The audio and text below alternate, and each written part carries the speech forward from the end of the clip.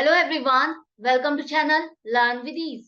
आज का टॉपिक है बैंक रिकंसिलिएशन का, जिसमें हम सॉल्व करेंगे question number 30 chapter 15 DK Goyal की बुक से, class 11 accounts. Online sessions, online classes अगर आप चाहते हो, इंटरेस्टेड हो, तो जल्दी से अपना नाम और क्लास मुझे इस नंबर पर व्हाट्सएप कर दो। आप मुझे फॉलो कर सकते हो Telegram channel learn with ease official, जहां पर आप अपने डाउट्स और कमेंट्स लिख करके भेज सकते हो। तो क्वेश्चन में दी गई है राम की कैश बुक का बैलेंस। राम की कैश बुक का बैलेंस बैंक स्टेटमेंट के overdraft current account for the month of November 2014।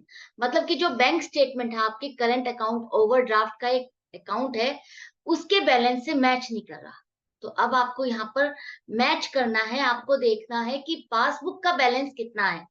Cash book का तो ओवरड्राफ्ट बैलेंस आपको दिया हुआ है 16,200, और जो रीजन है जिसकी वजह से आपका मैच नहीं कर रहा है पासबुक के बैलेंस से, वही आपको फाइंड करना है, वही आपको सॉर्ट आउट करके पासबुक का बैलेंस निकालना है। तो सबसे पहले आपके पास कैश बुक का बैलेंस है और क्रेडिट बैलेंस लिखा है। क्रेडिट बैलेंस का मतलब है ओवरड्राफ्ट बैलेंस है, ओवरड्राफ्ट का मतलब है क्रेडिट बैलेंस, अनफेवरेबल बैलेंस, जिसे आप माइनस के कॉलम में लिखो 16,200 रुपए। कैश बुक का credit balance, overdraft, unfavourable balance, इसका क्या मतलब है? नेगेटिव बैलेंस है।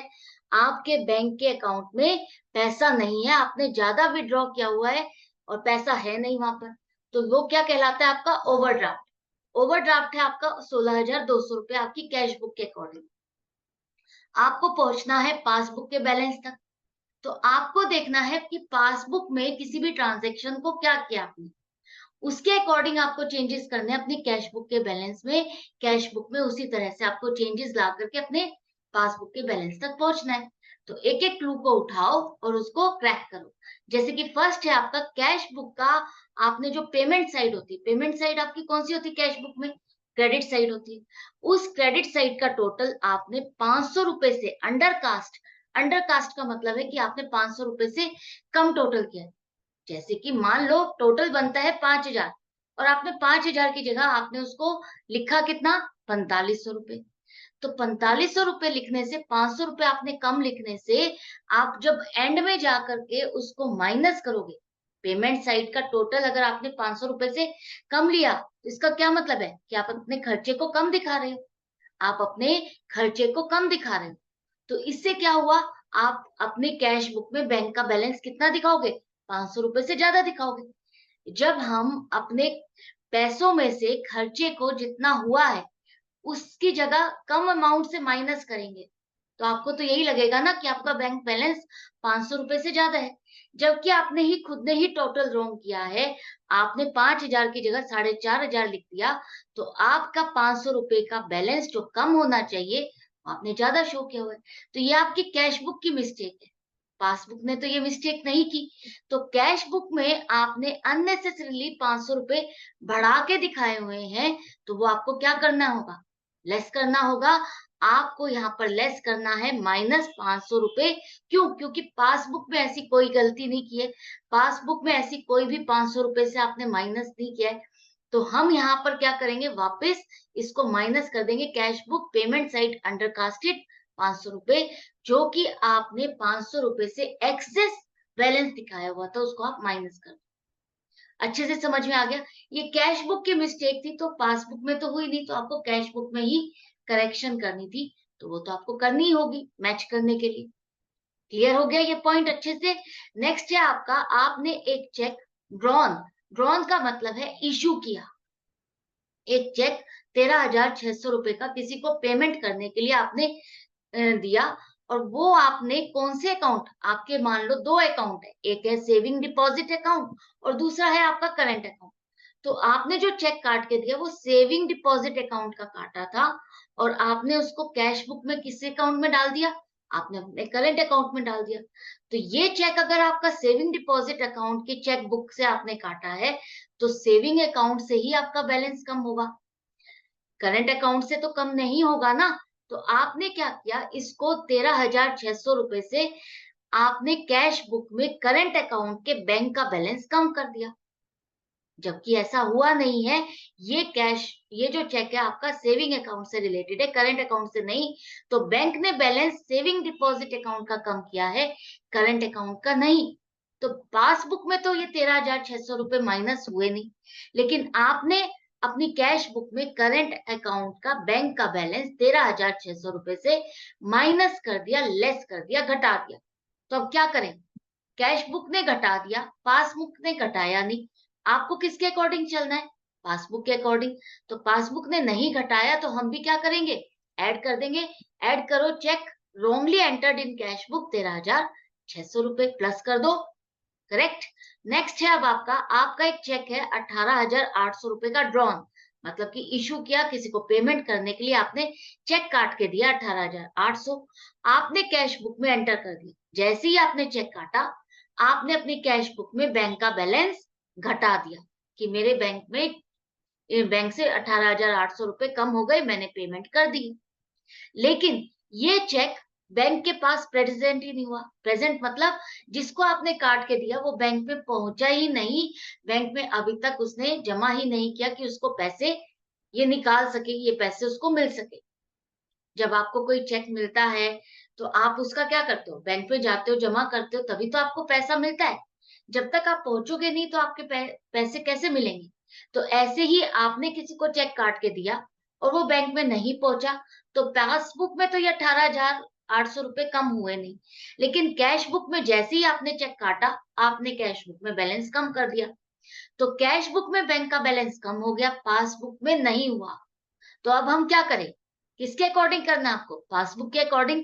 पासबुक ने अगर ये पैसा नहीं घटाया तो आपको भी नहीं घटाना। आपने जो घटा दिए थे इसको वापस ऐड कर दो। ऐड यहाँ पर करो, check issued but not presented, but not आएगा, नॉट प्रेजेंटेड इन बैंक 18,800 रुपए। बट नॉट लिख लेना यहाँ पर, but not presented in bank. Next है 7,500 रुपए का आपने चेक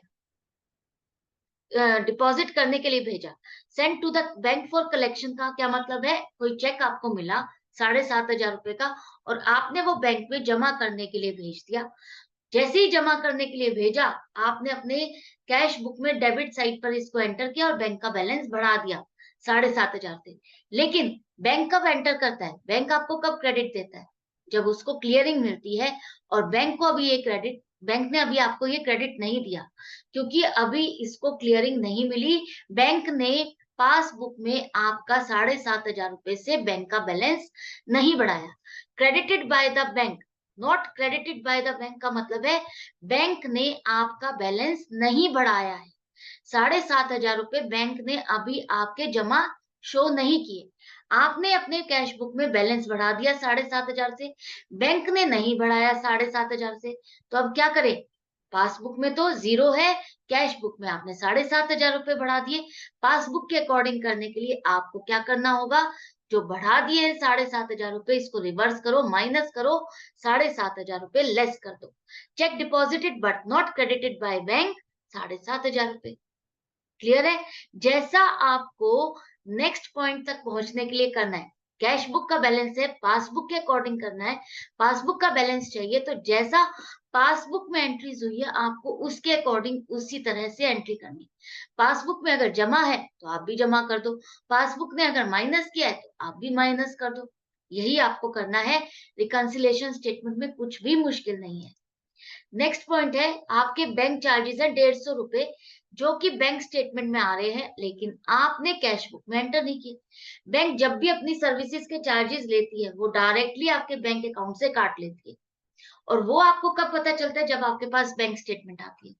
तो आपने अभी तक कैश बुक में इसकी एंट्री नहीं की, लेकिन बैंक ने पासबुक में आपके 150 रुपए घटा के दिखाए हैं। इसका मतलब आपके 150 रुपए घट चुके हैं, आपके बैलेंस से 150 रुपए बैंक ने घटा दिए। तो पासबुक में 150 रुपए घट गए, कैश बुक में 150 रुपए नहीं घटे। तो हमें क्या करना है? पासबुक के अकॉर्डिंग करना है, बैंक के अकॉर्डिंग करना है। 150 रुपए अगर पासबुक में घटे हुए हैं तो हमको भी घटाने होंगे bank charges. Not entered in the cash book 150 रुपए। क्लियर है? इसी तरह से बैंक ने 420 रुपए आपके डायरेक्टली रिसीव किए एज डिविडेंड। कई बार आपने देखा होगा जब हम इन्वेस्टमेंट करते हैं शेयर्स पर, तो वहां पर आपको डिविडेंड एज ए इनकम मिलती है, जो कि डायरेक्टली आपके बैंक अकाउंट में डिपॉजिट करती है कंपनी, डायरेक्टली आपके अकाउंट में जमा करती है। तो इसी तरह से यहाँ पर राम ने भी जो शेयर्स पे इन्वेस्ट किया था उसको डिविडेंड मिला और वो डायरेक्टली उसके अकाउंट में जमा हो गया, जो कि उसको पता ही नहीं है। तो बैंक ने तो 420 रुपए से, डिविडेंड आपकी इनकम है, तो जमा होंगे, तो जमा होंगे तो बैंक का बैलेंस बढ़ेगा। तो बैंक ने 420 रुपए से आपका बैलेंस बढ़ा दिया, लेकिन आपने कैश बुक में इसकी एंट्री नहीं की, आपने इसको एंटर ही नहीं किया, तो कैश बुक ने तो बैलेंस बढ़ाया नहीं, पासबुक ने 420 रुपए से बैलेंस बढ़ा दिया। तो अब हम क्या करें? पासबुक के अकॉर्डिंग अगर बढ़ाना है तो आपको भी ऐड करना होगा 420 रुपए, dividend collected by bank not entered in the cash book 420। हो गया ये, सारी एंट्रीज जितनी दी थी हमने सभी की सभी यहाँ पर एंटर कर दी। अब देखते हैं क्या आपका मैच कर रहा है टोटल। तो सबसे पहले प्लस और माइनस दोनों कॉलम का टोटल चेक करो। टोटल करने के बाद चेक करो कि कौन से कॉलम का टोटल ज्यादा है, क्योंकि उसी से आपको पता चलने वाला है जो आपका यहाँ तो कैश बुक का बैलेंस है, जो यहाँ पर पासबुक का बैलेंस आएगा वो फेवरेबल बैलेंस है या अनफेवरेबल बैलेंस है। प्लस के कॉलम का टोटल ज्यादा है, मतलब कि फेवरेबल बैलेंस आएगा। Favourable balance as per passbook कितना होगा? 8,470। तो favourable balance as per passbook आपका आएगा, credit balance as per passbook 8,470। यहाँ पर ये आंसर आपका क्रेडिट बैलेंस आ रहा है एज पर पासबुक, जिसका मतलब है फेवरेबल बैलेंस। और जो आपको ऊपर क्वेश्चन में दिया हुआ है, ध्यान से रीड करो, वहां पर लिखा हुआ है करंट अकाउंट ओवरड्राफ्ट अकाउंट, ऐसा कुछ लिखा है ना, तो उससे कंफ्यूज मत होना। कई बार हम अपनी क्रेडिट लिमिट को अवेयर करने के लिए, ओवरड्राफ्ट फैसिलिटी को यूज करने के लिए हम ऐसा अकाउंट खोलते हैं। तो जरूरी नहीं है वो ओवरड्राफ्ट अकाउंट अगर आपने खोला है तो वो आपका किसी पॉइंट पर प्लस नहीं हो सकता, वो किसी पॉइंट पर प्लस भी हो सकता है। उसमें आपका बैलेंस जमा भी आ सकता है और माइनस भी हो सकता है। तो ये देख करके कि ओवरड्राफ्ट बैलेंस लिखा है, तो ओवरड्राफ्ट अकाउंट लिखा है तो माइनस का बैलेंस ही आना चाहिए था, डेबिट बैलेंस ही आना चाहिए था, अनफेवरेबल बैलेंस ही आना चाहिए। बिल्कुल भी जरूरी नहीं है। आपने जो अपने कॉन्सेप्ट सीखे हैं, समझे हैं, उसके अकॉर्डिंग बस प्लस और माइनस करते रहो, जो बैलेंस आ रहा है उसके अकॉर्डिंग लिखो। दूसरी बात, अगर यहाँ पर क्रेडिट बैलेंस आ रहा है तो जरूरी नहीं है नीचे आपका डेबिट बैलेंस आपको आना चाहिए, बिल्कुल भी नहीं। जो आपका करेक्ट होना चाहिए, जो प्लस माइनस के बाद, वही आपको देखना है कि प्लस आ रहा है या माइनस आ रहा है, फेवरेबल आ रहा है या अनफेवरेबल आ रहा है। अननेसेसरीली घबरा करके, नर्वस होके ये मत सोचना कि मेरा तो क्वेश्चन रॉन्ग हो गया। बिल्कुल नहीं, प्रैक्टिस करते रहोगे तो ये नर्वसनेस बिल्कुल खत्म हो जाएगी, क्योंकि आपके कॉन्सेप्ट क्लियर होंगे तो नर्वसनेस तो गायब हो जाएगी, बल्कि कॉन्फिडेंस लेवल इंक्रीज होगा। और कॉन्फिडेंस लेवल इंक्रीज होने का मतलब है सक्सेस पक्का, 100% मार्क्स, फुल मार्क्स। तो मिलती हूँ नेक्स्ट वीडियो में नेक्स्ट क्वेश्चन के साथ।